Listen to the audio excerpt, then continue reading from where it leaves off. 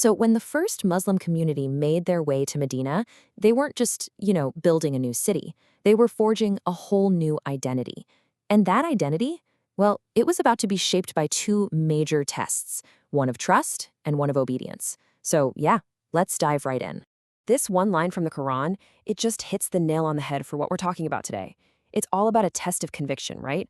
A real moment of truth, one that was designed to show who was really going to follow with total faith and who was going to, turn back on their heels when things got tough or when their old ways were challenged.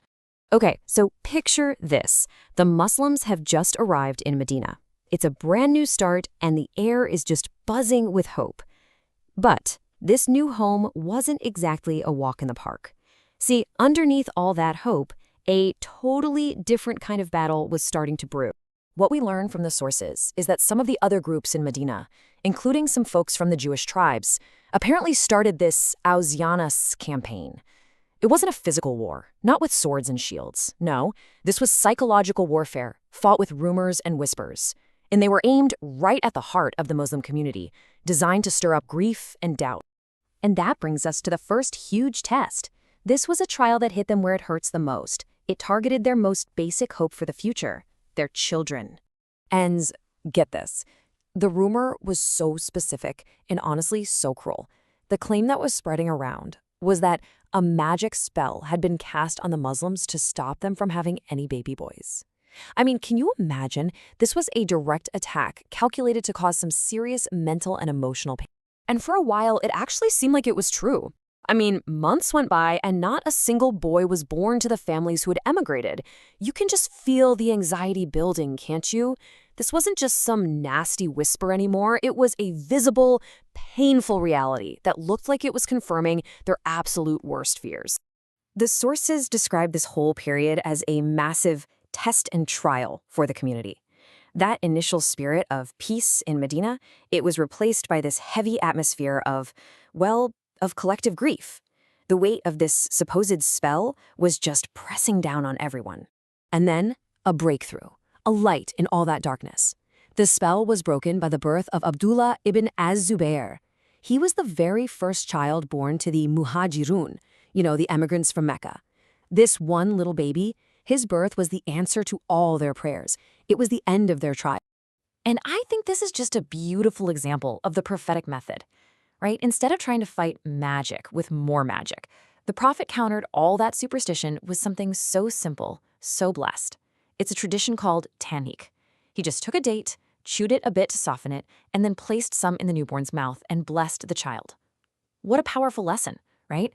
That a divine blessing and a simple act of sunnah can completely overwhelm any dark rumor. And the city just erupted. You can almost hear it. The sound of Allahu Akbar, God is the greatest, echoing through the streets of Medina as everyone celebrated. I mean, their faith had been pushed to the limit, but their patience was rewarded. And that joyous sound, it just completely drowned out all those nasty whispers from before. All right, now let's pivot to the second big test. This one was just as deep, just as profound, but it challenged the community in a totally different way. See, this wasn't about surviving some hardship. This was about actively changing a core part of their daily worship. So for about, 16 or 17 months after they got to Medina, the Muslims prayed facing Jerusalem. That was their Qiblah, their direction for prayer. And interestingly, that's a direction they shared with Jewish and Christian traditions at the time. But all of that was about to change.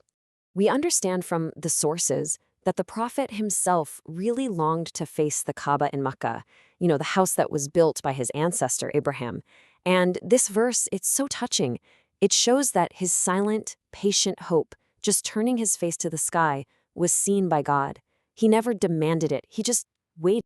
And then the command came down, a direct, crystal-clear revelation. It instructed the prophet and every single Muslim to turn their faces towards the sacred mosque in Mecca for their prayers. This was it. The moment of truth had arrived. Now, the Qiblah, it's so much more than just a direction on a compass. It's this powerful symbol of unity, of submission. So to change it, that meant letting go of a practice they've been doing for well over a year and embracing a brand new command from God. Instantly, without a single question. And if you want proof of their obedience, nothing, and I mean nothing, shows it more powerfully than this one incredible story. So a man runs into a mosque in Qiblah while people are literally in the middle of their prayer. He shouts out the news. The Qiblah has changed. And what do? Without even hesitating, the entire group, while they are still in the bowing position, turns a full 180 degrees to face Makkah. Wow, that's a physical picture of pure spiritual submission. So what was the point of all this? What was the ultimate purpose of these two really dramatic tests? While the outcome was huge, it was nothing less than the creation of a totally unique identity, a community defined by a whole new set of principles. Hey, remember that quote from the very beginning? Well, here it is again. The Quran says, flat out, that this change of direction was a test.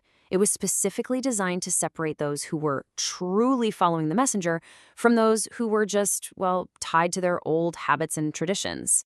So by passing these tests, the test of trust over superstition and the test of submission over tradition, the community earned a new title, a new purpose. God declared them to be a just and best nation. The term for this in Arabic is Ummah Wasat. You can translate it as the middle nation. But that word, wasat, it doesn't just mean middle like in the center. It implies something that is balanced, just, and the absolute best of things. This was their new identity, an identity that was forged in the fire of these two trials. So let's pull it all together. What were the big takeaways? They learned that their identity wasn't about geography or where they came from. It was all about their immediate, unquestioning obedience to God. They learned that real faith completely gets rid of fear. And they learned that they now had a mission, to be a community of balance, a community that would act as witnesses to the truth for all of humanity. And that really leaves us with something to think about, doesn't it? In our own lives, in our own communities today, what is it that truly defines us? Is it the direction we've always been facing, the traditions we just inherit? Or is it our willingness to turn, to submit, and to follow the truth no matter where it might lead?